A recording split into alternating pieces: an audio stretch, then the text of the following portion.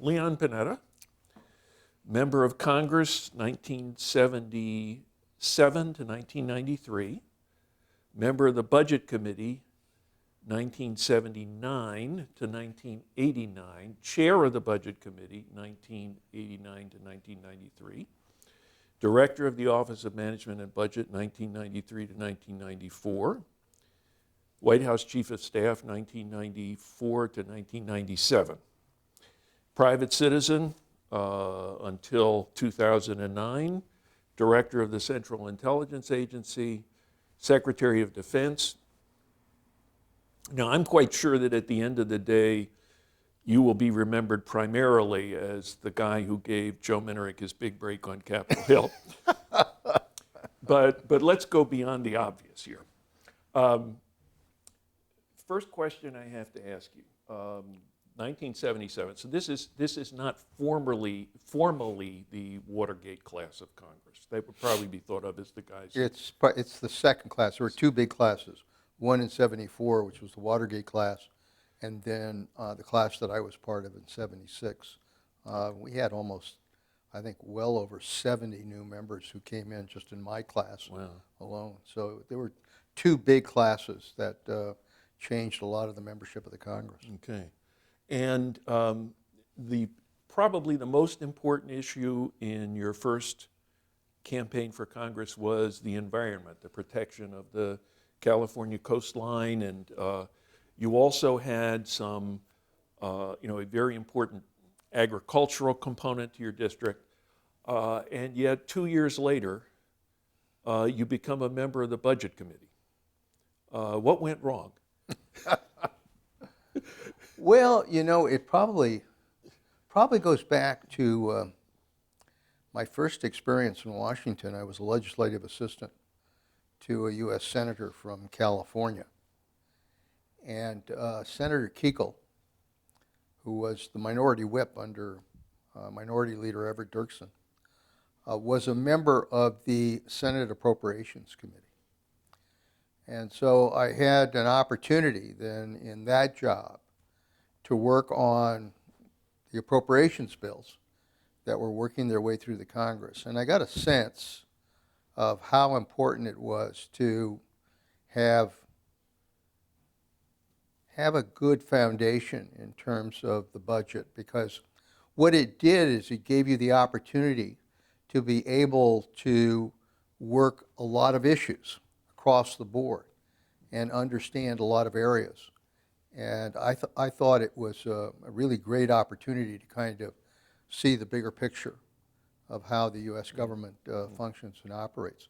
So it was based on that experience that I developed a real interest in terms of the budget. And then when I got elected and came back, I was interested. The Budget Committee, the Budget Act had just passed a couple years before. The budget process was still relatively new. And I began to play with ideas, even as a freshman, about two-year budgets, developing, instead of a constant year-to-year process that we had, developing a two-year budget. And I actually offered that proposal at the time, although I wasn't a member of the Budget Committee. And I think it was based on my interest, and Bob Gymo, who was the chairman of the Budget Committee, took an interest in me and knew that I was interested, and actually held hearings on my bill. And we had a good discussion, and I think because of that was then supportive of my going on the Budget Committee, and when I was reelected to my second term. So this was not a punishment for some terrible transgression on your part. This was something that you did to yourself. No, I have to say it was totally self-inflicted. I was very interested in the committee, interested again in that bigger view of government. And there on the Budget Committee, it wasn't just discretionary spending. It was also looking at entitlements, looking at the other broad pieces of the federal budget. And I really was interested in that. And I have to say, I really did enjoy the opportunity to work on the budget throughout the time that I was in Congress. Yeah. Now, so your self-inflicted punishment actually went beyond the normal because, as I recall, there was a 6-year term limit back then, Yeah, and you were on the committee before you became the chairman for 10 years. that's right. So, how'd you manage to pull that off? Well, I was I, from the beginning. I think I learned a very important lesson in the Congress, which was that in the areas that you're interested in, it's really important that you know a hell of a lot more than anybody else. Because if you do, knowledge is power. And so on the budget, I really studied it and became very familiar with the various provisions of the Budget Act.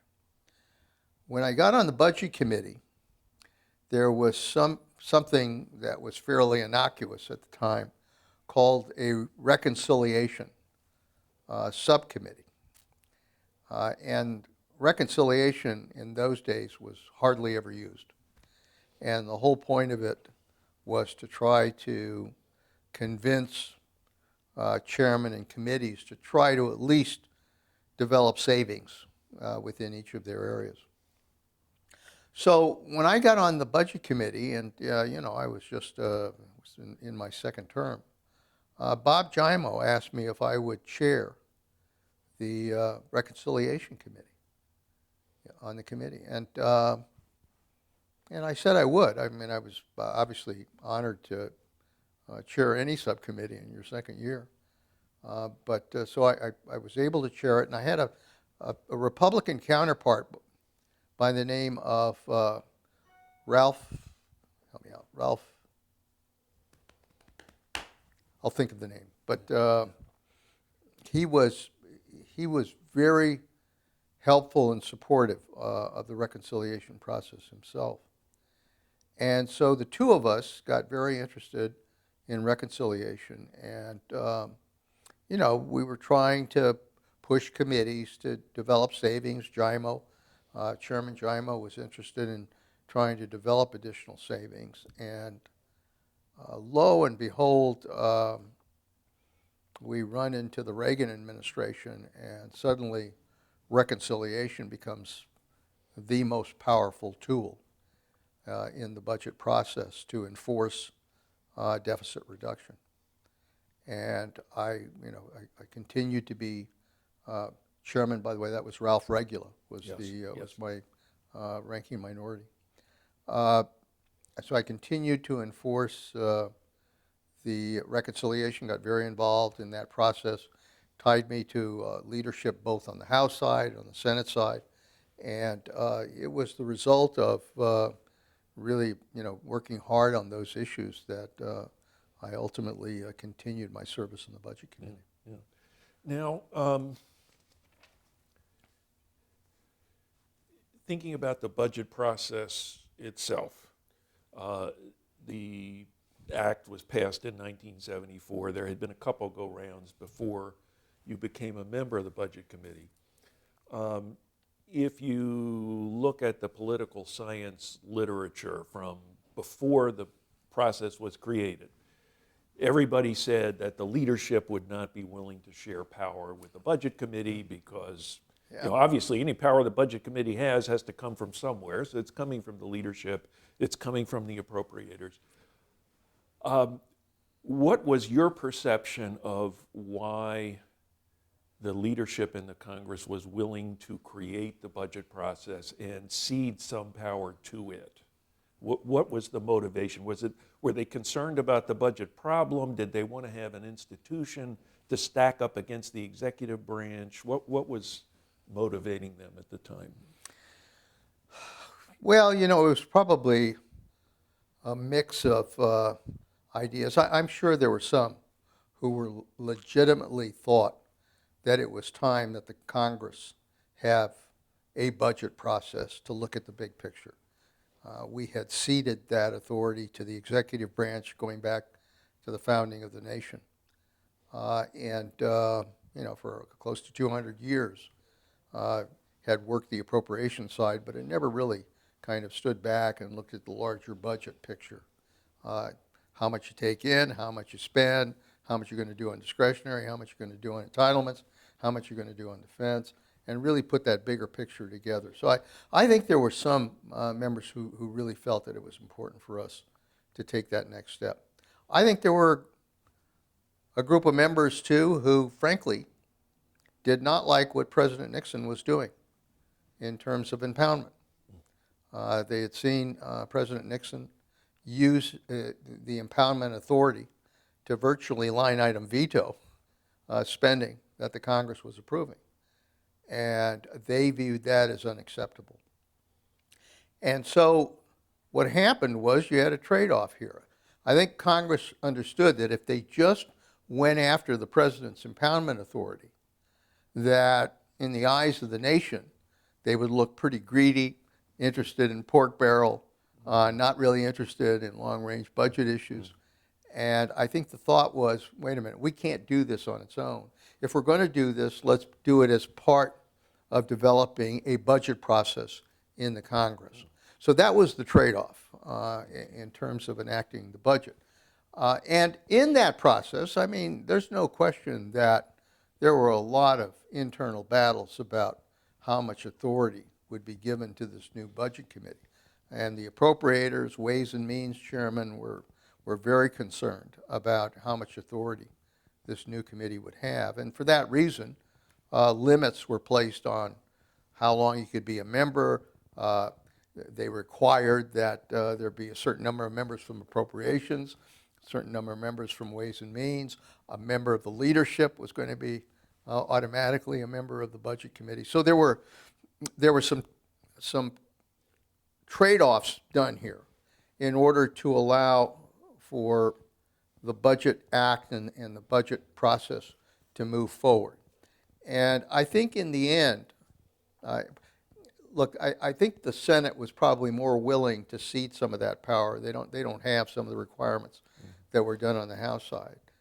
But the combination of what was put into the Budget Act, both on the Senate and House side, did in fact establish this budget process that was put in place. And I think that many members, senior members, thought, nice idea, we'll play around with the resolution, but none of this is really going to impact on our authority to do what we want to do. I think they honestly believe that. They found out differently later on. But I think that's what motivated them, is that in the end they thought, okay, nice thought, nice idea, we'll set up this committee, we'll be able to control the committee with the leadership, and it won't bother our way of doing business. I think they found out differently. Yeah, so when you were on the Budget Committee, that suggests that this relationship between the Budget Committee and the leadership and the Budget Committee and the appropriators was kind of an evolving thing, that it was changing as time went on. Yeah, it was. I think, it was pretty clear that, the chairman of the appropriations committees were at least nervous about what a budget resolution would provide in terms of their spending ability. So the key was, as we've learned time and time again when it comes to governing the country, that they went through a process of, developing consensus, and they worked closely with each other.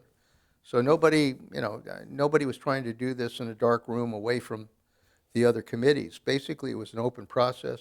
You sat down, you talked with the chairman of the Appropriations Committee. You told them generally what kind of large number was going to be allowed for appropriations. You got their buy-in. They ultimately had the power to spread this around the different subcommittees of appropriations, which gave them, a good deal of power as chairman and as a member of the Cardinals on the subcommittees. And I think pretty much the same on Ways and Means. I mean, Ways and Means was dealing with taxes.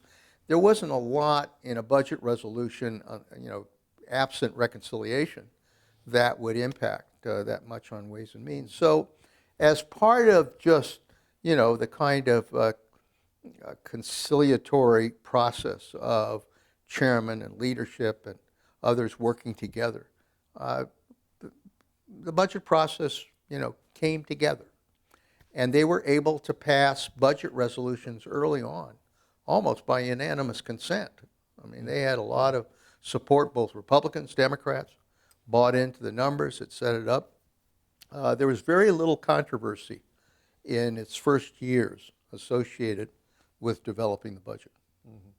So the lesson that you would take from your experience on the Budget Committee and later as a chairman as to how you make this work in an environment where your feet are trying to find the pieces of the turf that are not going to step on other people's property, and you're trying to get people to work together, was a lot of conversation behind the scenes, a lot of Yeah, prior consultation, and so a forth. lot of, an awful lot of consultation. I mean, we often forget, we're always reminded in recent years that it's a people process.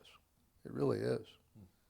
And the key to it is doing an awful lot of consulting. I mean, I spent a lot of time when I was chairman with other chairmen to walk them through, to give them a sense of the outlines that I was working with, what were some of the areas we were targeting, listen to their objections, try to incorporate some of their concerns, but really spent a lot of time holding their hands in the process.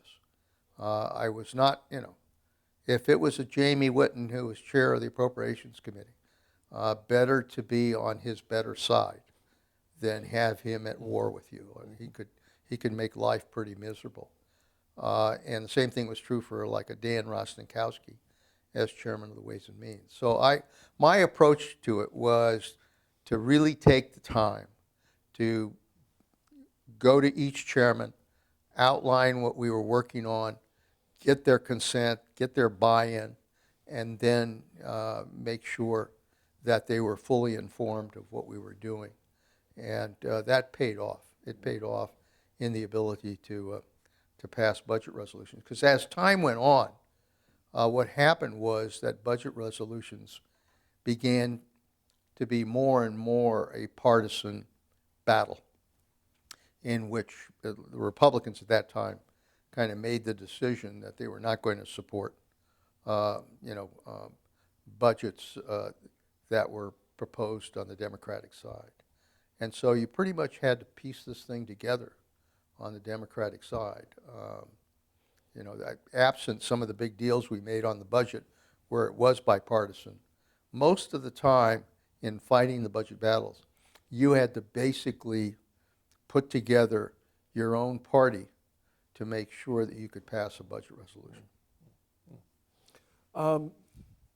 Focusing on that period in the late 1970s, what's your recollection of how people thought about the budget problem? I mean, my recollection is that there was concern that there was something wrong and we were heading in a wrong direction. Now, if you and I could go back to the budget and debt numbers of the late 1970s now, we would kiss the ground. In a minute. But somehow at that time, there was a lot of upset, which led to some strange things going on. What was the conversation at that time? What were people worried about? The deficit was too large. Did they have a sense why? What was the... Well, the deficit was beginning to grow, and there was concern about it. Jimmy Carter ran on the basis of kind of what he called zero-based budgeting coming out of Georgia, and he reflected a concern about kind of the direction and the need to be able to control spending. So there was that, there was that debate, there was that concern, but it was not it was not so great that it kind of changed the way business was done. Until I think it was probably in the third or fourth year of the Carter administration, there was a concern about the size of the deficit that was there. And part of it is obviously was the result of an economy that was not doing that well. And there was an effort, and I can remember as a pretty young member of the Congress, myself and Dick Gephardt were asked to join a larger budget caucus of key chairmen on the Democratic side to sit down and develop an approach to reducing that deficit and trying to squeeze to a balanced budget. And I think at that time, I think our goal was something like, I'm trying to remember, but it was about $20 or $25 billion. Yeah. Not $1 trillion. Yeah. Yeah. Like 20 or 25 billion that we had to find savings for in order to be able to get there. And obviously it was, you're sitting down with a bunch of Democratic chairmen, and, there was kind of a struggle not to do anything that would, in any way hurt programs that many of them had created and been involved with. And so I have to say, looking back at that it was probably the beginning of the use of gimmicks to try to achieve savings and try to at least create the impression that we were really getting ourselves back to a balanced budget. Yeah. We put that in place. I think it passed. I think President Carter was involved, or his team was involved in negotiations. And we put it in place, but the fact is that it didn't last very long because it didn't really have the teeth it should have had if we were serious about getting the budget reduced. But interestingly enough, it's kind of the first kind of budget summit that brought key members of the Congress, both in the House and Senate side, together at a table in the Capitol, working our way through the numbers to see if we could achieve a certain goal. Yeah. Was this associated with, there was the 1 year, and I think it may have been the last year, when President Carter submitted a budget before he left office. And there was 1 year when he submitted a budget that had a $15 billion deficit, and there was such an uproar that they actually recalled the budget and revised it. Is this a part of that? I think it was all part of that. Yeah. Because I think, they were relying on some of the gimmickry that had been put into that initial deal, and I think they knew that they couldn't keep a straight face with regards to the numbers. Yeah. So 1981 comes along. Yeah. You're a member of the Budget Committee, so at this point you're in your third term in the Congress, your second term on the Budget Committee. You've had an election where the American people have made a turn in a sense that was more than routine. Yep. You've got the president selling his enormous tax cut, which we don't allow stuff like that to be sold near schoolyards these days. And also he's got his spending cut program, which has that asterisk in it somewhere that suggests that part of it is going to be figured out later. Did you and your fellow Democrats and your fellow members of the Budget Committee walking into 1981 think that there was going to be some major turn in budget policy? Were you concerned about it right away? What was your sense? Well, it was an interesting time, to say the least. President Reagan was elected. It was a landslide victory against President Carter. he was riding a huge wave of broad support, and we all knew it. And what happens is that he immediately starts putting his agenda to effect, even though I think both the House and the Senate were still Democratic at that time. No, I take it back. I think the Senate was Republican. Right, yeah. And but the House was still Democratic. Yeah, So it's interesting because we now have our students here at the Panetta Institute, and we talk about Speaker of the House and the ability to control the House using the Rules Committee, and that if you lose a rule, you lose control. Well, that happened. That happened at that time. President Reagan proposed a tax bill. There were some Southern Democrats who supported the tax bill. And the end result was that even though the Democrats tried to restrain what was happening on it, they lost the rule. And when you lose the rule, you lose the ability to control the floor. And the Republicans took charge and passed the tax cut. Same thing happens then with the budget resolution. Democrats in the House put together a budget resolution. It did not include a lot of President Reagan's priorities. And we brought it to the floor, and sure enough, we lost the rule. And so the Republicans then gained control of the floor on the budget resolution. And what they included in the budget resolution, because there were some pretty significant cuts on domestic spending that were part of that proposal. And in order to implement those cuts, they recommended the reconciliation process to do that. Resolution passes with reconciliation, big number of cuts to make that have to take place, and goes to the Senate. Obviously, the Republican Senate modifies it somewhat, doesn't do as much as what was done in the House, but nevertheless, they still pass a budget with reconciliation. So it passes. Now, interestingly enough, I'm chairman of the Reconciliation Subcommittee. So my responsibility, Ralph Regula and I were still on that committee.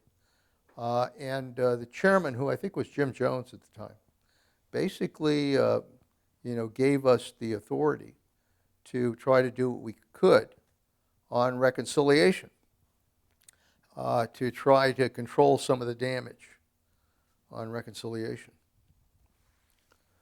We try to do that, and obviously I'm dealing with some chairmen that are not about to go as far as President Reagan wanted them to do. And so we put together a reconciliation bill that modifies some of what Reagan is proposing. And sure enough, again, we bring the reconciliation bill to the floor, and we lose. We lose the rule. And now suddenly the Republicans are in charge of designing reconciliation, which is, you might as well hand the keys of government over to the other side, because in reconciliation, they could touch every area of government through that process. And as you may remember, there were stories about David Stockman writing little notes in the margins of the reconciliation bill, and a lot of turmoil, and comes to the floor, and this huge reconciliation bill passes. Pretty devastating. The Senate, which still had people like Howard Baker and Bob Dole and others, decide they're not going to go that far. They're not going to wipe out some of these programs that they view as important to the country. So they modify the hit on reconciliation on that side. And then we have a conference. And this is a pretty large, important conference between the Senate and the House to design what that final reconciliation bill is going to look like. And, you know, interestingly enough, the Democratic chairman on the House side working very closely with the Republicans on the Senate side to try to modify some of these cuts in reconciliation. And as chairman of the Reconciliation Committee, my job was to kind of keep putting these pieces together and trying to get them to, you know, get it finally done, which was not easy. But we were able, you know, using the kind of statesmanship on the Senate side to be able to move some of these pieces. Now, you know, there was some, I can remember some chairman like Henry Waxman was obviously dealing with Medicare and Medicaid, you know, was not about to surrender on it. He was kind of one of the last guys out of the box to try to get him to come around, but he did. And we finally were able to piece it together. And, you know, in the end, I think there were still a lot of Democrats who voted against the reconciliation bill, but there were enough that reconciliation passed. And it was the largest savings bill in terms of spending, probably in the history of the Congress.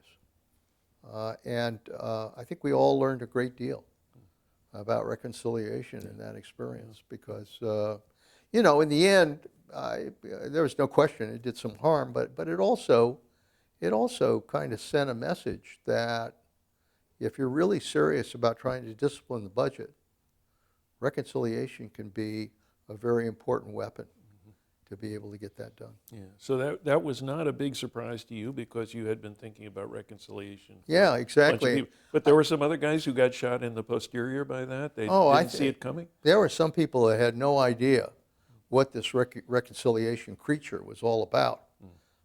Very offended that suddenly there was a budget process that could dictate changes in legislation that normally would rest in the authorizing committees. I mean, that never happened before. And suddenly they could be taken out of the ballgame. And that, you know, that experience woke a lot of people up to the potential power of the budget process and reconciliation. There's some folklore about the workings of the Budget Committee and Phil Gramm functioning a Democratic member of the House and the Budget Committee, and in effect a mole in the Democratic caucus in the Budget Committee. And how did that work out? When did you figure out what was going on, and how much damage did it do? Well, it was figured out pretty early on because you had the so-called, it was termed boll weevils for these Southern Democrats who were supportive of the goals. I mean, you know, Reagan was popular in their home districts. And so they were supportive of some of the things Reagan was trying to do, both on the tax cuts as well as on the budget. There was a member from Texas on the Ways and Means Committee who basically flipped around and was able to get the votes necessary to get that bill through. And the same thing happened on the Budget Committee side with Phil Gramm, who was a member of the Budget Committee, who basically was able to, he was essentially a Republican vote as a Democrat. And, there was obviously a lot of Democrats, particularly the Democratic chairman, that were very offended that somebody, that there was a traitor in their midst. And so I'm sure they made his life tough. But he, somebody like Phil Graham was not dumb. He understood the budget, he understood procedure, and he could be pretty effective at being able to get things through. So, it was interesting that President Reagan had not only the Republicans working with him and the Republican Senate working with him, but he also had these House Democrats who were working with him as well. And I don't think we should forget that it's a reflection of how popular Ronald Reagan was, because he could go on, do a speech from the Oval Office, and we would be up in our offices, and he would speak, and within a matter of minutes, our phones were ringing off the hook with people that were calling in. He had a great ability to reach the American people and to sway public opinion. And I think a lot of what we saw happen in those early budgets, tax bills, and reconciliation was a reflection of how popular he was with the American people. So you passed the reconciliation bill. President, as I recall, did pretty well on the appropriations side as well. Yeah, I mean, that was one of the first calls I got from a president of the United States. Was I got a call from President Reagan, who said, thank you for having kind of moved the reconciliation process through the Congress. And as tough as it was, I appreciated the fact that President of the United States did call. Yeah, well, President Reagan called you, and President Carter called OMB budget examiners. So I guess that told you how your ranking in the world had changed. Exactly.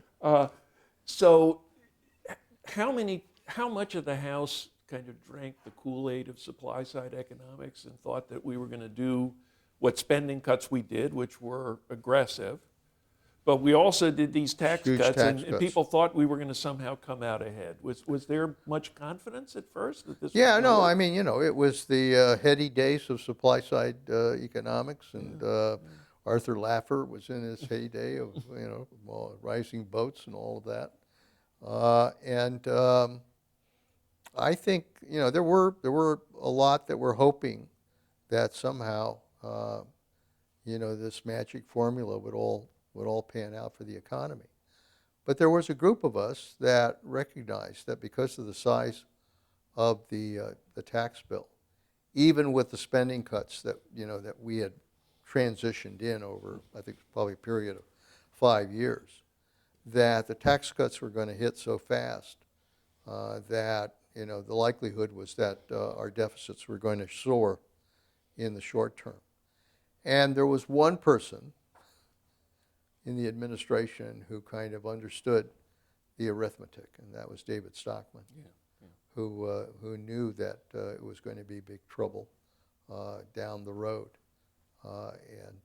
Sure enough, that's exactly what happened. Very dear friend of mine. He was a fourth-year graduate student when I was a first year. Was a kind of an academic fellow at OMB in 1981. And he told me about the meeting they had when the first budget estimates, the re-estimates at the end of 1981 came out. And there was a rule in the Reagan administration that in every meeting you had to have some person from the private sector, because you couldn't trust these government folks. So there's this one private sector person in this meeting around the conference room at OMB. And they pass out the paper that has the September re-estimates of the budget deficit, and the deficit's over $200 billion. And the room just fell absolutely dead silent. People were just aghast at these numbers. And the first person to speak was the private sector person in the meeting. And what he said was, when we see numbers like this in the private sector, we have a fire. so, so, so the Congress eventually saw this thing. And, Oh, yeah. No, the numbers started coming in pretty fast and furious. Yeah. And, we started to see $250 billion deficits. But what really concerned us was the out-year track. We really didn't see that turn around in the out years. And, there was a point that we were looking at, $4, $5, $600 billion deficits. And that was really beginning to scare the hell out of people that we were on that track, and there wasn't much happening to kind of reverse that trend. Yeah. So that takes you to 1982, and miracle of miracles, people managed to get together and do a fairly significant retrenchment on, in particular, the 1981 tax cuts. Yeah. And as I recall, there was, I can't tell the story of exactly how that conversation came to take place, but it seems like to some extent it was Tip O'Neill and Ronald Reagan across the table. Did you get to watch much of that? Well, it's interesting because, in many ways, a lot of people who are strongly supportive of President Reagan for his ideological positions forget that this was probably one of the most pragmatic presidents we've had in a long time. Mm-hmm. And what President Reagan did was, after having kind of done this this long march, putting his platform into action and passing these these huge changes in terms of the budget. As these numbers started coming in, there were enough staff people working with Reagan that people like Jim Baker and others who said, we can't lose control here, and we've got to do some work to try to put this back on the right track. And again, what did happen, is that the Senate Republicans, who were never kind of ideological purists, but were also, kind of pragmatic Republicans, kind of center right,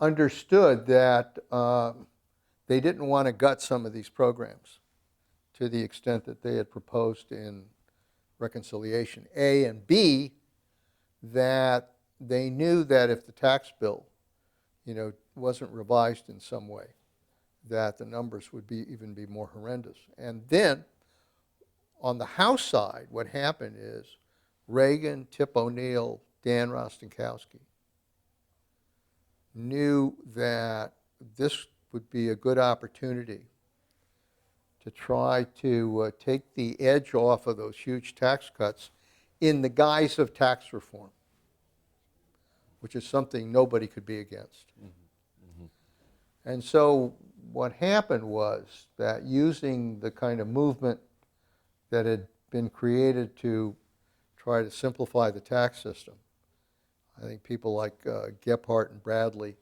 had been working on the idea. It became something that allowed them to develop a tax bill that in fact began to raise some revenues. Mm-hmm. At the same time, it implemented some reforms that were important. And then, in addition to that, and it wasn't so much in the budget resolution as it was in the appropriations process, that a lot of programs that had initially taken a hit, were again refunded. And so what happened was that it really helped to take the edge off of what had passed that first year and try to get the country, back to a much more even keel. And I give President Reagan a lot of credit for, his leadership at that point because, Ronald Reagan he was very effective at talking a hard line and talking what he wanted to do. But what made him effective was that he was more than willing to compromise with the Democratic Congress, with Tip O'Neill, with others, in order to get the job done. Yeah. It's a great lesson for future presidents. Good luck on somebody learning that one. But one of the people in the administration who had a sense of where magnetic north was David Stockman. And it's about in this time, in the 1982, 1983, 1984 range, that Trojan horse interview with Ryder in, what was it? It was in the New Yorker. That probably cut him off at the knees. Yeah, no, I think, David Stockman, and I had served with David in the House. Yeah. He was, he was a straight shooter. I mean, he basically said what he thought, and never had the impression that David was playing games. And I think he honestly was concerned about what he saw in terms of the trend, that he did not believe in kind of the Laffer miracle formulas for saving the economy or reducing the deficit. He knew that it would require hard work. And I think he just about said that in that interview. Yeah. And, it was soon after that he moved on. Yeah. But what you're saying, as I hear you, is that there was a sense, even without him in there looking at numbers and writing them down and explaining that this is how the numbers add, there was a sense in the White House that things were going to happen and they could either participate or they could have it done to them. Yeah. And so they had a realistic sense. Yeah, no, I think it was a smart read on their part that, you can take these kind of revolutionary steps, but anybody who's got any political sense knows that you'll get a backlash, and they could see that backlash coming, and rather than just kind of sit there and get hit across the head, they decided to take steps to kind of modify the impact of that revolution in a way that would still try to achieve some savings and try to do something with regards to tax relief. But what was happening was that the process was getting back to center where it needed to be. Mm-hmm. Now, taking a little sidestep in time, it was a little later than that, as I recall, that the administration decided that they wanted to engage in a deficit reduction initiative that involved Social Security. Yeah. And your former governor, your former senator, Pete Wilson, was wheeled onto the floor of the Senate, and I think he still had the drip going in his arm at the time. The photographs of him look pretty doggone pathetic. The guy was really, really sick. Well, it's Joe. You know the history here as well because it happened again. I mean, is that even though there was in the budget, the initial budget that passed, there were savings achieved in Medicare and Medicaid, savings achieved in farm price support programs. That that third rail of Social Security was not touched. And I think what happened was that people like Pete Domenici, who at that point, I believe he was probably chair of the Budget Committee at that time, decided that, if you really wanted, particularly considering that there had been some pushback on the discretionary side. And also, let's not forget, Ronald Reagan wanted a big defense budget. So, the combination of a big defense budget and increases in discretionary spending meant that, these deficits, these rising deficits, you could see we're going to really, get out of control. So, to their credit, they were willing to try to take on the Social Security challenge and proposed, obviously, some steps to achieve some savings. Democrats at that point decided we are not going to touch this politically, even though there were some who I think probably felt we should deal with this problem. But politically, the decision was made, if the Republicans want to do this, let them walk off the cliff. So they made the proposal. They cast some very tough votes. As you said, they wheeled poor Pete Wilson, who had an operation, wheeled him in for his vote on it, passed it, and nothing ever happened, obviously, in the House because the Democrats control the House. But they probably paid a hell of a price for that vote, and it probably cost them the Senate as a result of doing that.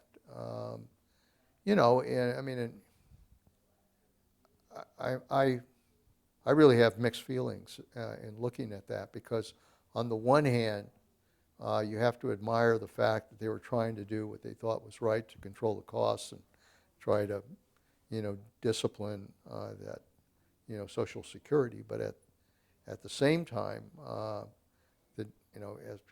as we've seen happen time and time again, the political instincts of being able to just blast the hell out of that party for cutting the benefits of our senior citizens and do it successfully tells you, how these very difficult issues can play out politically.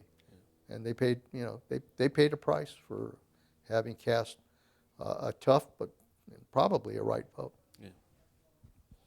Yeah. Actually, I find myself wondering, it's like Middle East history, who hit who first? Well, how far back are you willing to rewind the surveillance tape? But I'll probably mention that instance in a few minutes talking about something else. But 1985, we start getting into revision to the budget process. Graham Rudman Yeah. is... Well, what happens is, obviously nothing happens on Social Security. These huge deficits are looming. And, nobody is prepared to kind of roll up their sleeves and put everything on the table and do what needs to be done. And what happens is, what always happens in these situations is people start looking for magic answers to try to solve the problem. And so there was a large movement to have a constitutional amendment to balance the budget. There was a movement to again pass a line item veto for the president, so the president could exercise budget discipline here. There were all kinds of kind of easy ways to try to see if if this thing could be done. And along comes Graham Rudman designing this approach that and a lot of people were talking about this, well, look, if they don't do the job, we ought to just automatically slash spending. And so again, Phil Gramm, by this time, I think Phil Gramm is a senator, and develops legislation working with Fritz Hollings and with the senator from Rudman, And they developed this approach that basically says, we'll establish targets for deficit reduction, and if we don't reach those targets for deficit reduction, Graham-Rudman will mandate cuts across the board that will automatically go into effect. And again, I'm trying to remember what, I think it was attached, I want to say, to a continuing resolution, or it was a larger bill that it was attached to. I think it was continuing resolution. Graham-Rudman is added on the Senate side. And comes to the House side, and what happens is the leadership is worried that if we don't take the time to sit down and try to conference this baby out, that this thing's going to pass. And so the House asks for a conference. And I'll never forget, I think that conference, because it involved a continuing resolution and because it involved almost every area of spending, it was the largest conference I think that had ever taken place. And it was in the Cannon Caucus Room, huge table, and at least well over 100, probably 150 members of the Congress who were part of this conference on Graham-Rudman. Yep. And It's all coming back to me now. I remember sitting in that room. This is history in the making right here.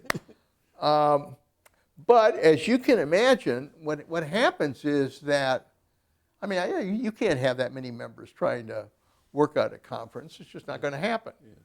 So the leadership kind of puts together a tighter group that adjourns to the Capitol. And I think it was Tom Foley's office that we adjourned to at that point. I think Tom was the majority whip, if I'm not mistaken. But Tom was smart, and I think the Speaker trusted Tom Foley's abilities. And so we began meeting in a conference room, and then we would adjourn to Tom Foley's office. I remember they were delivering pizzas down there, and God, it was, we were working around the clock.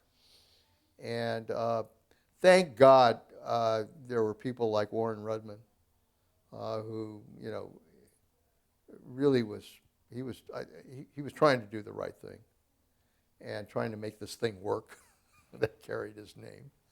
And so, modifications were made on Graham-Rudman, try to, not take as big a hit out of Social Security, and try to make some sense out of some of these other cuts that would automatically take place.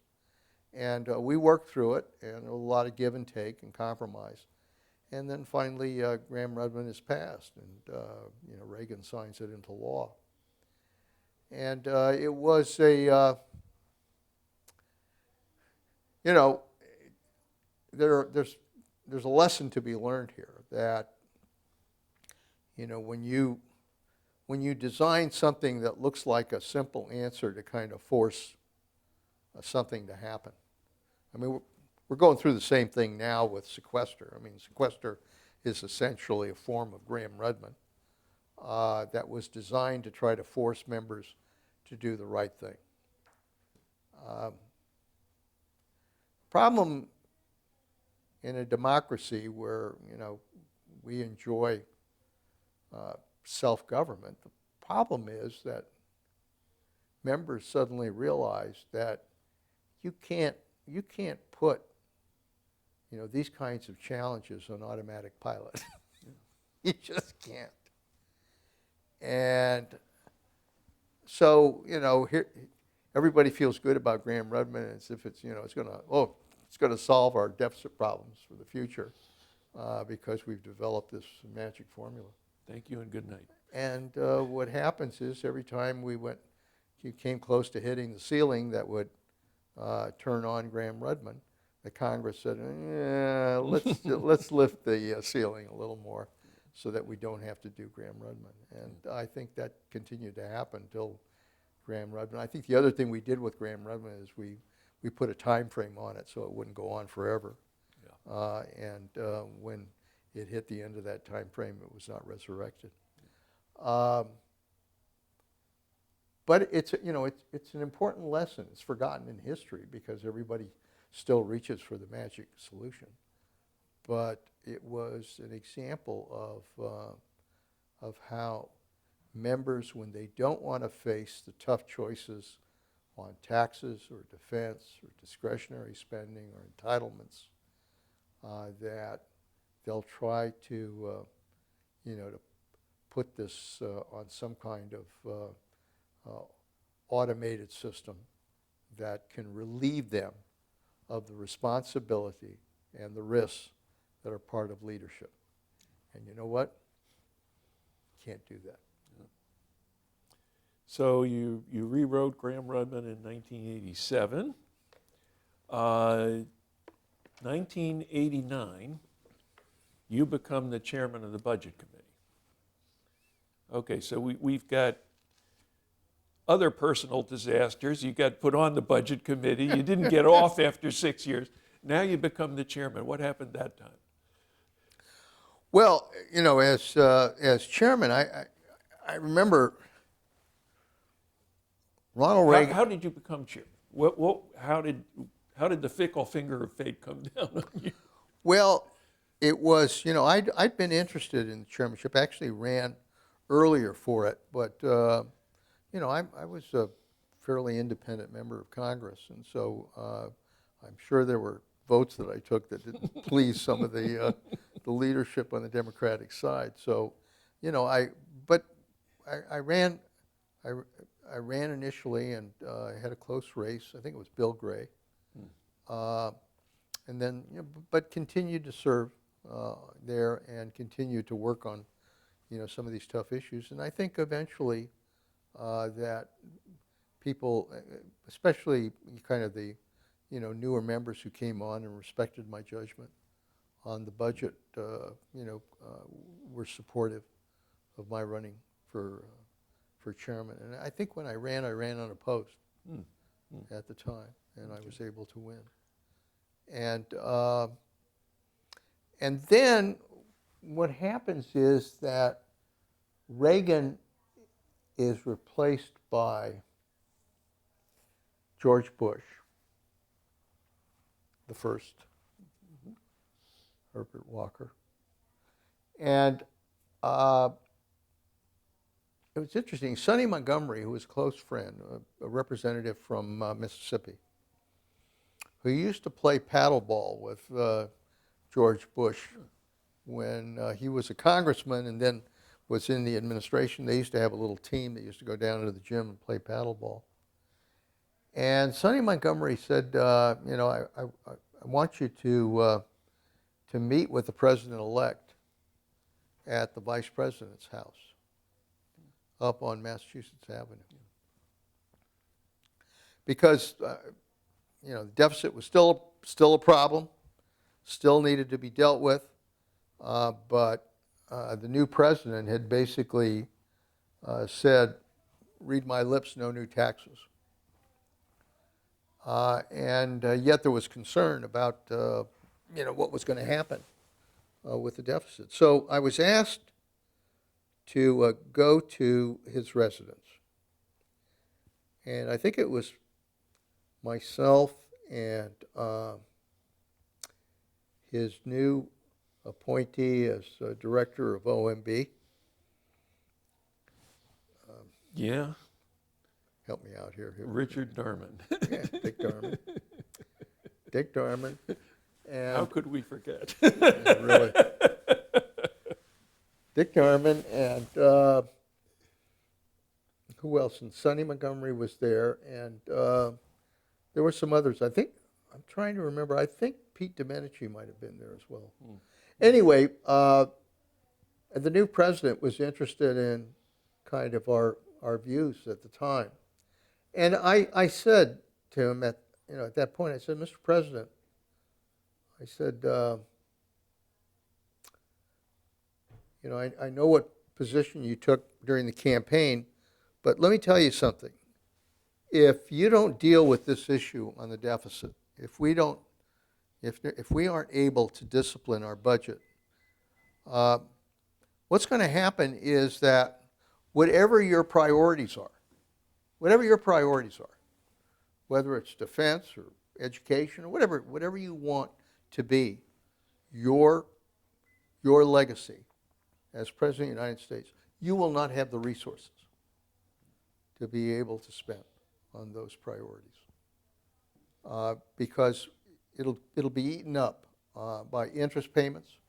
It'll be eaten up by debt, and you will just not be able to do what you want to do. And to Bush's credit, he said, "I understand, how serious this problem is, and I'm not going to be able to, having just got elected, I'm not going to be able to just immediately flip-flop. What I'd like to do is to let this play out for a while, and let's see how the problem develops, and try to work with you on trying to get whatever deficit reduction we can, and see whether we have to take bigger steps later on." So we did that. I mean, I talked to Dick Darman. Dick Darman kind of knew that at some point we were probably going to have to face a big challenge here. But what happens then is that, I kind of go back to business. We have a Democratic House, and I think it was a Democratic Senate.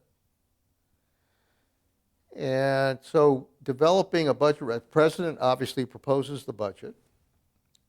We're critical of the budget. So now we have to pass a budget on the House side. And so I have to piece together, enough of our Democrats to be able to get a budget resolution passed. And we do.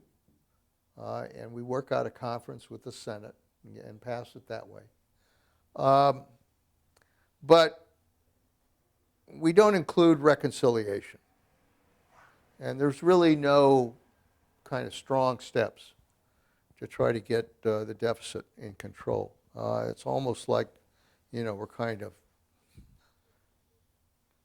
doing our business without really engaging in the steps that need to be taken. And clearly the deficit is continuing to rise at that point. And then, we kind of hit, I think, a recession in the economy, and that makes the problem even worse. And it was then that, as the problem continued to get worse, and as we just couldn't really tackle these issues, that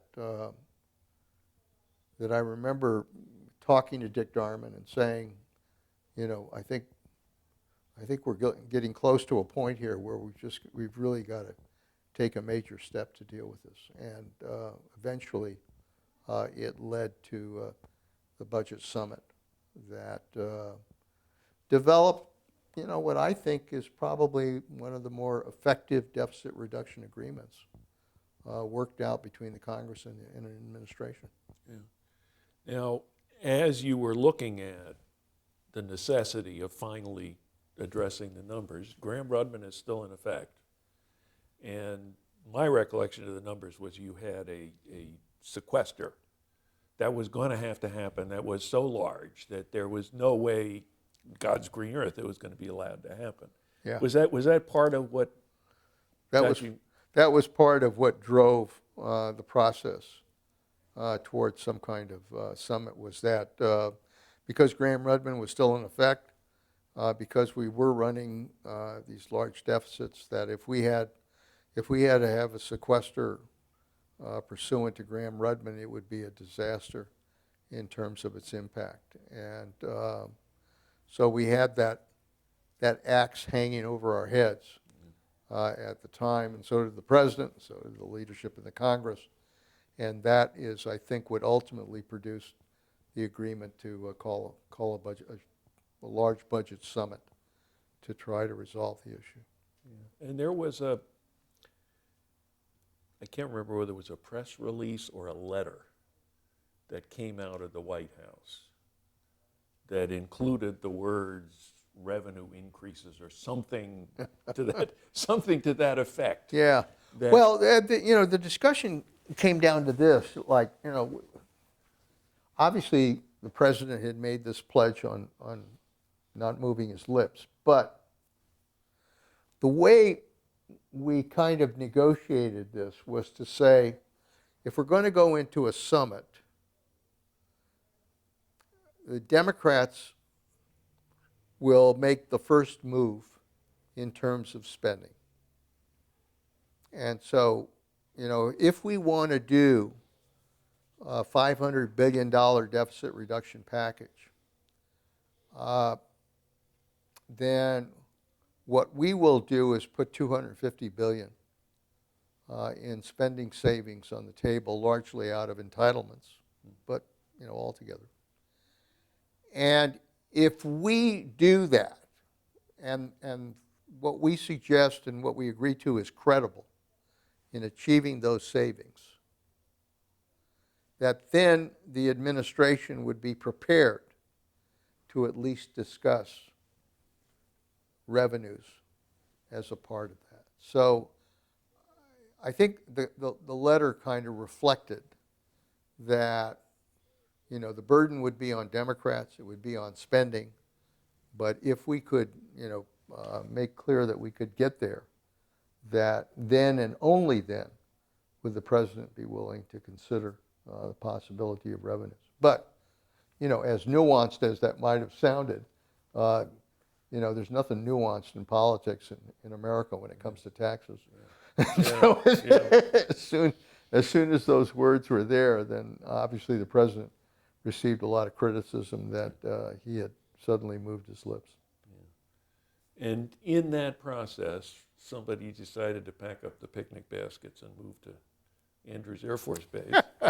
And Yeah, my recollection is that was supposed to be an afternoon or something, and the next thing you knew, you were camped out there for weeks. What happened? Well, I think, I think the sense was if we're going to engage in this budget summit without being hounded by members and press and everybody else who's going to try to find out, everything that's going on, that it would be better to move this to a more isolated place. And I think that's when the decision came down to move it out to Andrews. And at the time, I think we all thought, this would be a day and a half, we could sit out there and work through it because, staff had done an awful lot of work. Both Republicans and Democrats had done an awful lot of staff work on all this stuff. And again, it's not like there's magic answers here. It's, how do you get cost control on Medicare? How do you get cost controls on Medicaid?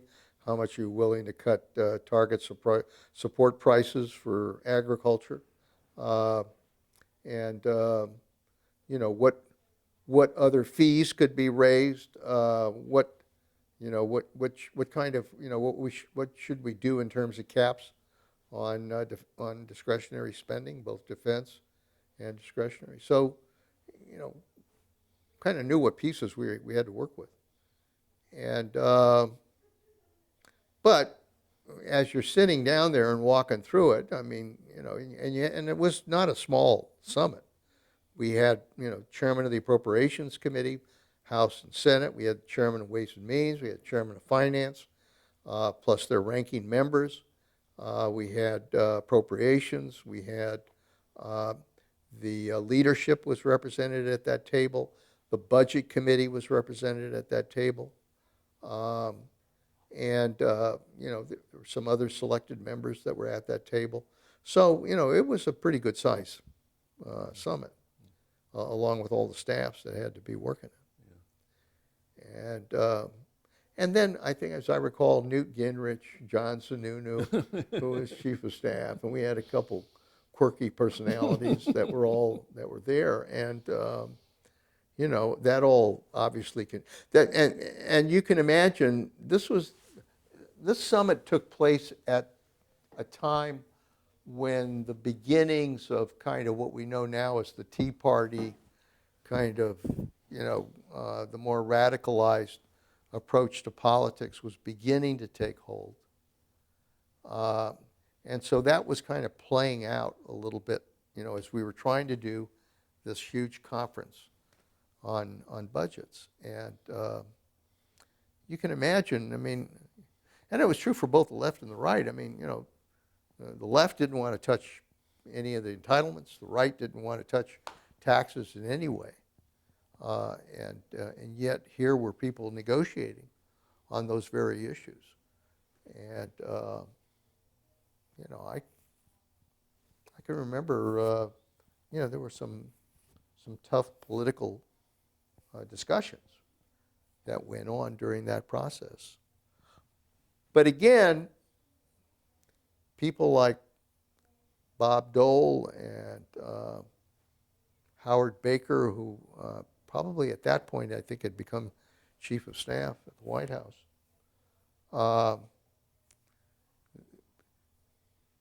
Pete Domenici, others. There was really a large group of very responsible Republican senators who were at that table, along with people like Bobby Byrd and even a guy like Jamie Whitten, Dan Rostenkowski, Tom Foley. These are pretty responsible people who understood that they'd have to piece this together. And I think there was a sense that we don't want to keep coming back to this son of a bitch. That, we played enough games. It was really time to kind of put this on a track and try to remove it as a political issue that would haunt us all. And I think that was kind of the driving incentive. And we had, George Mitchell, I think, was there at the time as one of the leaders. And I think Alan Simpson was there. I mean, we had some very good people that were part of that conference. And, it's not to say that this wasn't being done in a backdrop of politics. I mean, we were going to have a presidential election within a year. And so that was playing out at the same time. But I have to give credit to everybody at that table. There were exceptions, but everybody at that table was very serious-minded and working through it. And the decision, which is something that Tom Foley always said, is that we're not going to agree to anything till we agree to everything. Mm-hmm. And that there is to be no press comment, so that we really can work at this. And, I have to say that, even though, the downside is there are a lot of members of Congress that are not part of this, who feel some responsibility, as to what's happening here. Nobody likes to cede that kind of authority to a group of people working in a room someplace. But at the same time, it was probably the only way you were going to do that size of deficit reduction package and be able to get it done. So, in the end, the deal comes together. We all sign off on it. Actually, I'll tell you what happens was that, we go through the spending, then we do the revenue piece is much tougher. And we had to actually adjourn that to the leadership offices in the Capitol, where the Secretary of the Treasury and Dick Darman and Tom Foley and George Mitchell and a couple, key players basically worked out the last details on the revenue piece. We go to the White House, and At that point, Newt Gingrich is there but decides to walk out before we go out to the press conference.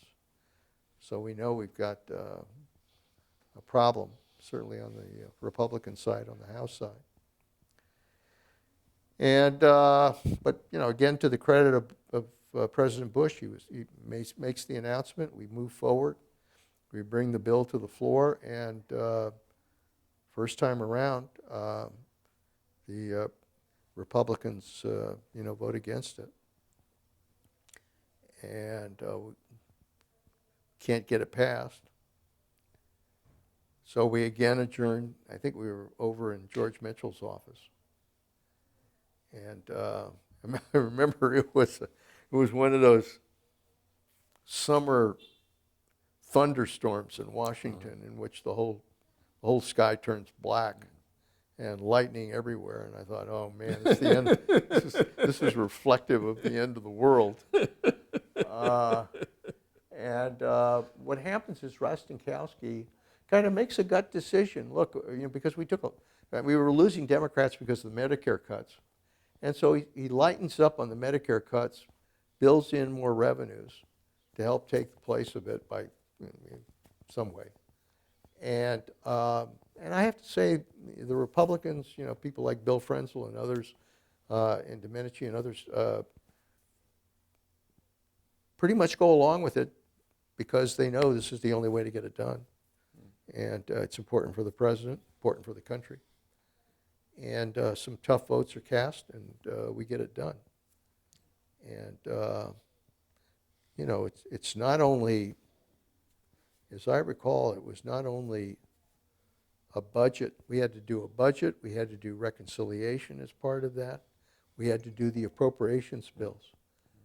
Never in my memory have all of those huge responsibilities been incorporated in one piece of legislation that was brought out to the floor in a wheelbarrow. Floor in a wheelbarrow. You couldn't carry it anywhere. Well, yeah. And I remember, and you changed the process too. Yeah, that's right. The other part of it, which was actually very effective, was that we incorporated PAYGO, requiring that anybody who had something to bring forward had to pay for it, whether it was a tax cut or a spending proposal, which is very good discipline. We developed points of order on the budget to try to help us procedurally be able to control that. And we developed these caps on discretionary spending and defense spending, both, again, with the appropriate rules of order. So there were some important budget processes that were incorporated into it that were very effective at implementing the proposals. So I have to say, I think that summit, as I look back at it, I think that was probably the most important achievement in terms of the budget process, to bring those pieces together in a bipartisan basis. I mean, let's not forget that. It's bipartisan, Republican president, Democratic Congress, working together, making some very tough choices, politically risky, but doing it because they think it's the right thing for the country. And it was. I think even though it followed with, the Clinton plan, I think, that Clinton budget reflected a lot of the same things that were in that approach. I think it was the combination of those approaches that ultimately led to a balanced budget.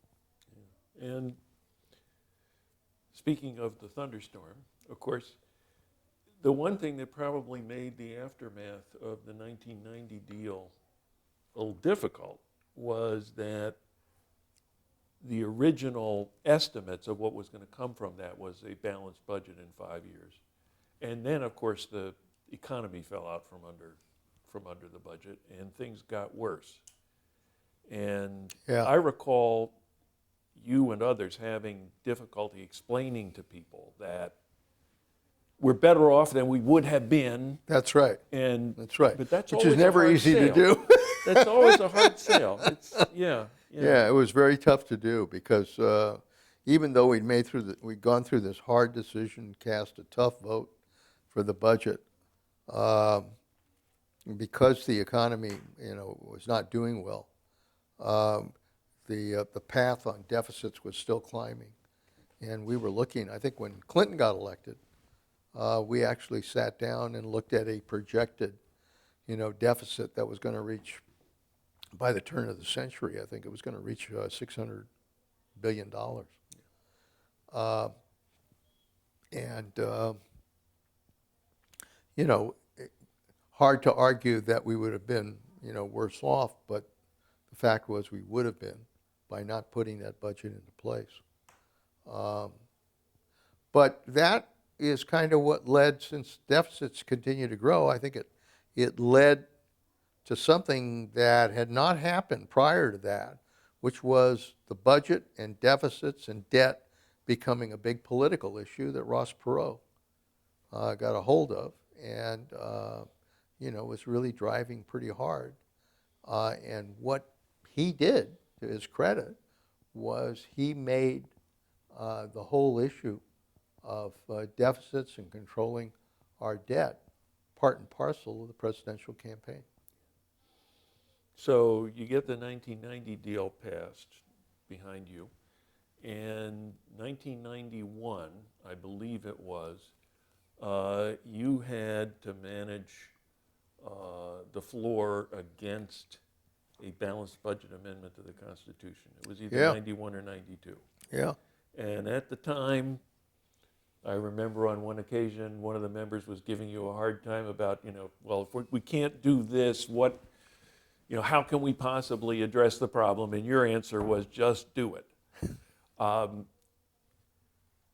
Do you, in thinking back on that and thinking about balanced budget amendment, even today, can you imagine ever being so desperate that you felt like you had to go to something like a balanced budget amendment to address this problem? Do you think that that really is a capitulation and, just do it, just address the problem?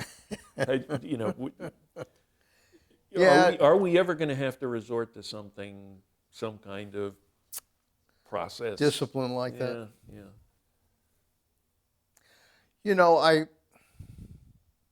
I'm just not a believer that process can replace courage. And that's, I think we always struggle to try to, again, look for some kind of magic here. But in the end, you still have to make tough decisions. And that's what's called for. And, I guess, I know there are people that argue that, yeah, it takes courage, but in order to stimulate courage, it helps to have something you can fall back on and say, I just have to do this. It's like, and the argument was used that governors have to balance their budget, and therefore they always are forced to ultimately face that fact. Although here in California, we had balanced budget requirements and oftentimes still wound up in deficits. So I guess my view still is that I think our forefathers would really be very disappointed if they thought we had to change the kind of most sacred document we have that deals with governing by dealing with budget deficits and requiring a balanced budget as part of our Constitution. I can see, other processes. I guess I could see, trying to develop other mechanisms within the Congress and the budget process to try to better discipline the way it operates. I think pay as you go is frankly a very good discipline. I think if you want something, you want new spending, then by God you ought to pay for it. And same thing is true for taxes. And I think that kind of approach makes sense. But kind of changing our fundamental governing document, Constitution, to deal with this just strikes me as the wrong way to go. And that, I guess I'm concerned about most is that it tries to replace the leadership that you need to have to make these kinds of decisions. Budgets are tough decisions. I mean, you know, you're dealing with areas that touch every human being in this country, every citizen, whether it's taxes or benefits or programs that serve them. And so it's never easy. And yet, you know, I think deep down, most people in this country know, because they have to deal with it in their families, they have to deal with it in their businesses, that they have got to make some tough decisions and choices. If they really care about the future, if they care about giving our kids a better life, you got to make tough choices now. And I just think we can't develop an excuse for people not to be honest and tough and forthright about the tough choices that need to be made. And, you know, in the end, I remember telling President Bush, who later on apologized for having moved his lips, that I said, you know, you made a very tough decision. I said it was a decision that was based on leadership, what you thought was right for the country. And I think the last damn thing you should have done is apologized for it. Because you know what? It was the right thing to do for the country. Yeah. Yeah. One other thing in that 1991-92 period, you brought the Budget Committee together. You summoned Republicans and Democrats to work on a plan to deal with the budget deficit, 10-year plan to deal with the budget deficit. And for a period of time, the members met on a bipartisan basis, discussed the issues. Yeah, John Kasich was at those meetings. I remember he shut down one of them, but everybody else got up and left. But then the Republicans decided to stop participating. Yeah. And I wonder if that was a kind of a harbinger of where we were going in terms of. Yeah, I think it was, because I think I really wanted to, you know, if we had to get there and we wanted to get to where we needed to be, I always feel that the best way to do that is, frankly, working together, working on a bipartisan basis to make tough choices in both areas that Democrats care about and the areas that Republicans care about. And that's the healthiest way to do it. And I think, you know, I've never regretted working on that, because I think it was a good process to shake down the different approaches that had to be taken. As a matter of fact, used a lot of that when I became OMB director and had to sit down with Bill Clinton to walk through that process. But it was pretty clear that, you know, the kind of politics that we see a lot of today were beginning to churn at that point, and that there was kind of the message that was coming out of the leadership was, you know, you really shouldn't participate in this process, because, you know, it means that we're probably going to have to talk about taxes, and we don't want to do that. And, you know, even the Democrats were a little queasy about talking about entitlements. But this attitude that, you know, let's not venture into, you know, these areas where there are these landmines. It's safer to stay in our trenches. And that's pretty much the message today is, you know, stay in your trench. Yeah. And don't wander out there into no man's land. Indeed. Indeed. So 1992, you start at some point having conversations with the Bill Clinton campaign. Yeah. Remember that? Yeah. I remember Bob Reich, I just saw him the other day, and Bob reminded me of this. He came by and said, after Clinton got elected and Bob was handling some of the economic stuff, he came by and said, "What the hell are we getting into?" And I said, "Well, these are the challenges." And we talked about, the size of the deficit and the debt and the impact it would have in terms of president's priorities. Pretty much the same message that I gave President Bush, Yeah. 4 years before, and shared that with Bob Reich. And I think it was soon after that that I got a call that I guess it was from Christopher, and Secretary Christopher, who was handling the transition, Warren Christopher, and he called and said, I think the president would like to talk to you down in Little Rock. And at that time, I had at least an inkling. I think it was Dick Gephardt and George Mitchell had suggested that, they would feel good about me being OMB director because they knew this was going to continue to be a big issue. But I never, I had just gotten reelected and also got elected as chairman of the budget committee again. And I enjoyed that. I enjoyed that opportunity. And so I got the call to go to Little Rock. Little Rock is not easy to get to, bouncing around the country. Finally got to Little Rock. They put me in the back of an SUV that had shades on it so that nobody could see who the hell it was. Drove me to the governor's mansion and went in and met with Bill Clinton, President Clinton, and I think we spent an hour and a half or 2 hours. What I thought was just going to be a conversation about the budget. He wanted to talk about the budget, talk about the budget process, talk about reconciliation, talk about all of the ways to try to deal with the budget. Sought my advice on that. We talked it through, and what impressed me was that,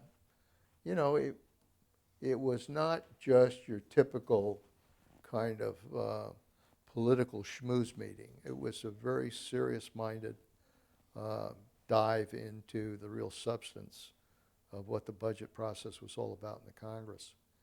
And that impressed me. And of course, he has a fine mind and understood, what I was talking about. And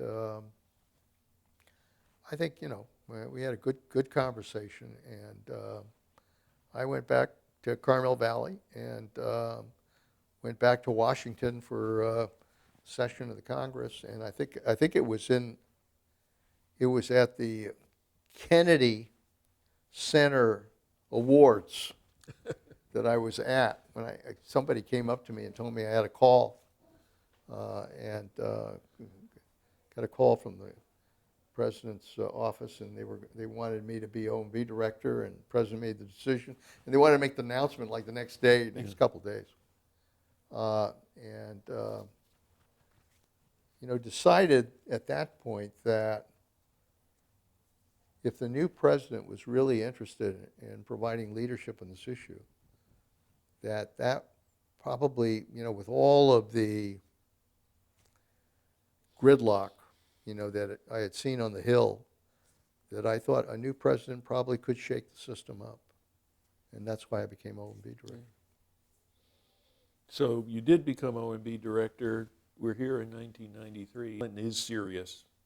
He does want to take this on. So you've got a decent-sized Democratic majority in both houses. And as this program evolves, you get no help from Republicans who've been talking all this time about how serious they are about solving the budget problem, which leads me to wonder, are they going back and looking at the surveillance tape from 1986 and the Social Security vote?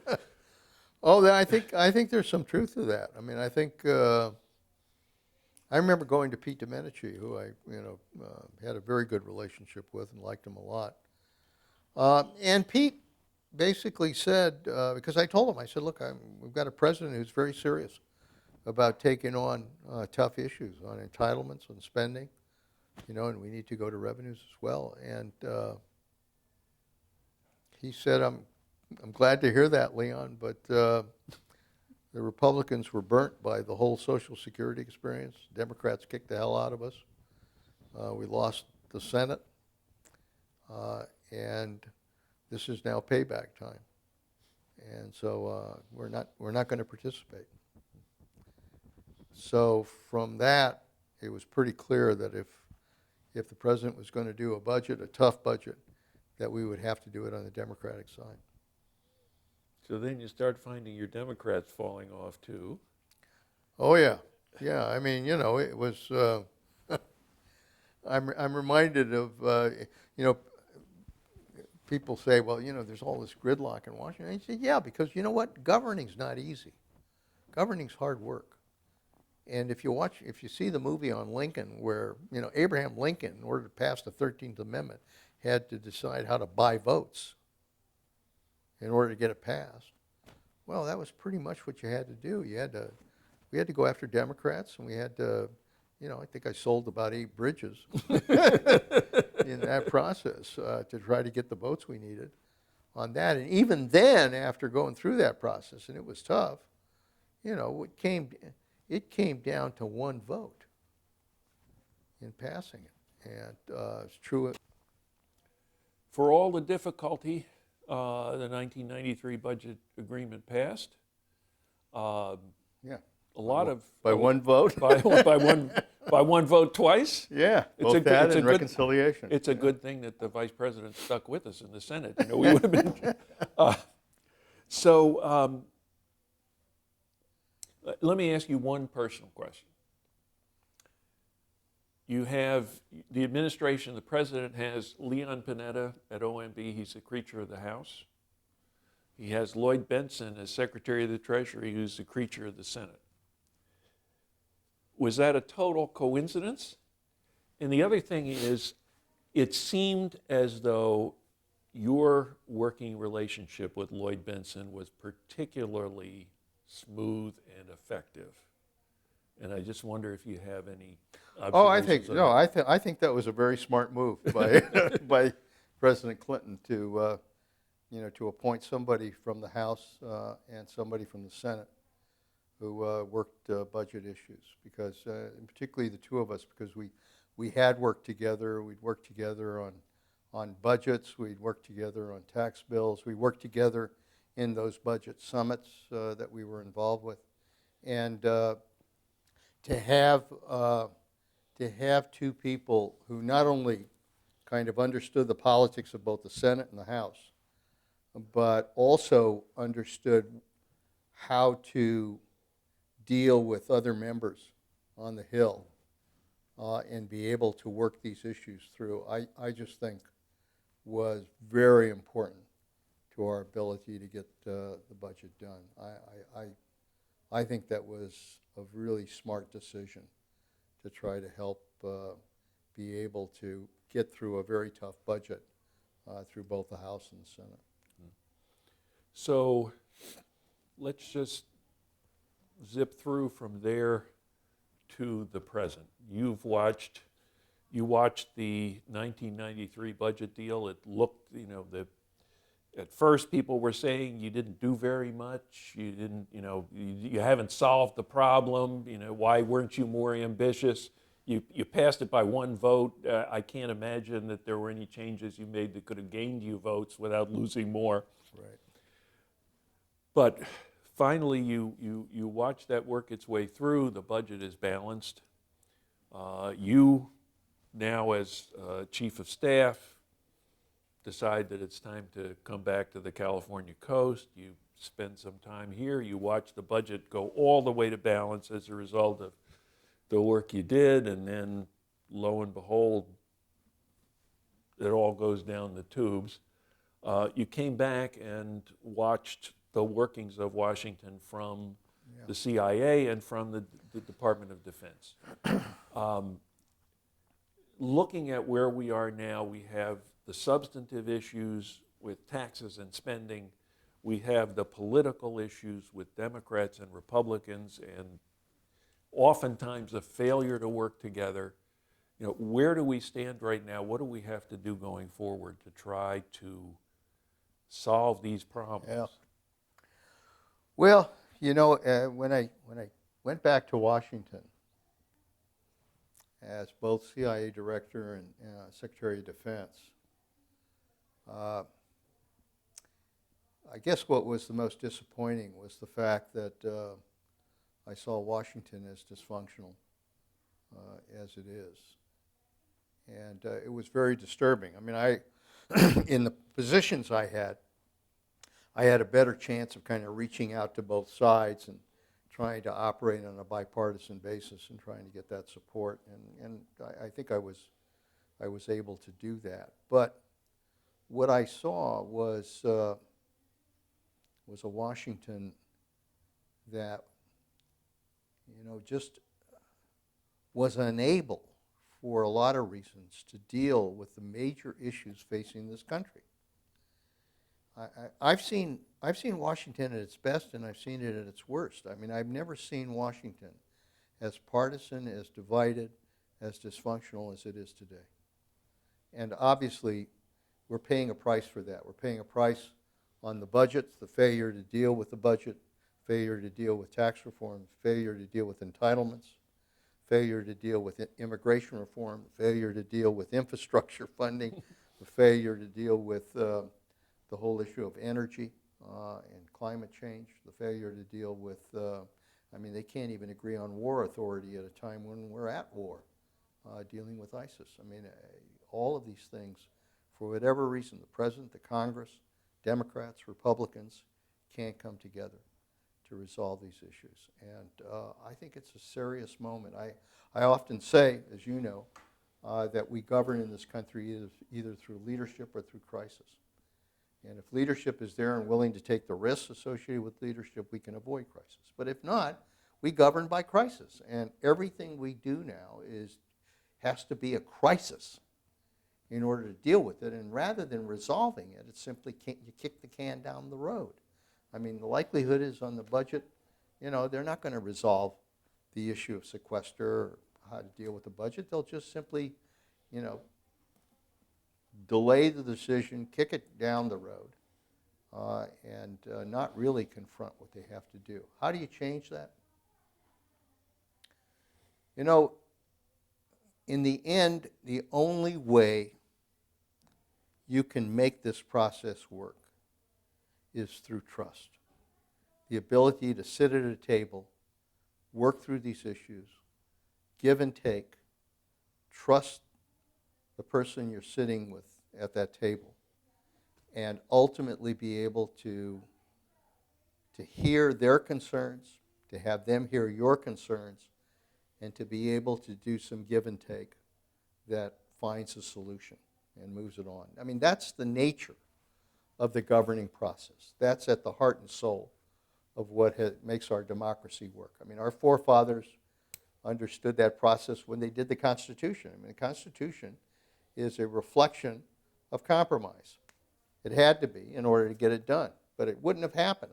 Even though we don't like some of the things that were agreed to as part of the Constitution, particularly on slavery, the reality is the Constitution would never have been put into place were it not for the compromises that were made. And in my experience in Washington, particularly working on the budget, we would not have been able to achieve a balanced budget. We would not have been able to do what we had to do were it not for members who are willing to sit down and be able to find compromise. To drive that, you need presidents that are willing to do that. And look, the worst example I saw in the time I was there was sequester. Sequester was this crazy across-the-board cut designed to force them to do what they had to do. And they didn't do what they had to do. So sequester is going to happen. And I remember going to the president and the leadership and saying, this is bad for the country. It's bad for our economy. It's bad for the domestic programs that impact on our most vulnerable citizens. And it's bad for defense. And they said, you're right. They all agreed with me. And I said, so? We need to resolve this. We need to come together. We need to find a solution. And they said, yeah, but it just never happened. They didn't even meet in a room. And, I think, unfortunately, I think it's probably going to take a new president. It's going to take some new leadership in the Congress. And it's going to take a willingness to take some risks in order for things to change. And I think they will. I mean, I'm a believer in American leadership. We've come through an awful lot as a country, and leadership has always risen to the occasion. And I also have seen it, frankly, in the men and women in uniform that serve this country who are willing to put their lives on the line in order to save this country. And if there are people that are willing to fight and die for America, it's not too much to ask our elected leaders to take a little bit of that risk in order to govern the country. It's going to take that. But I'm convinced that ultimately it will happen because, frankly, it has to happen. We can be a great country. We are a great country. We can be an even greater country in the 21st century. Or we could be a country in decline. If we continue to operate the way we're doing now, we'll be a country in decline. And because I think that future leaders understand that we can't allow that to happen, I think it'll change. I think ultimately people will be willing to make the tough choices that have to be made. Because you know what? When we did it, the reality is, even as tough as it was, governing was good politics. I'm not sure they think that governing is good politics right now. I think they have to get back to understanding when you do the right thing, when you make the tough decisions that have to be made, the reality is it is good politics because that's what the American people expect you to do. So somehow we've got to get back to that kind of approach. I think we will, but it's probably take some time for us to get there, but I think we will. I hope we do. Thanks a lot for taking the time, Leon. Okay. It's always good to talk to you, and I hope we can do this and the internship and so You forth bet. a You lot bet. of times in the Yeah. future. It's good to be with you, Joe.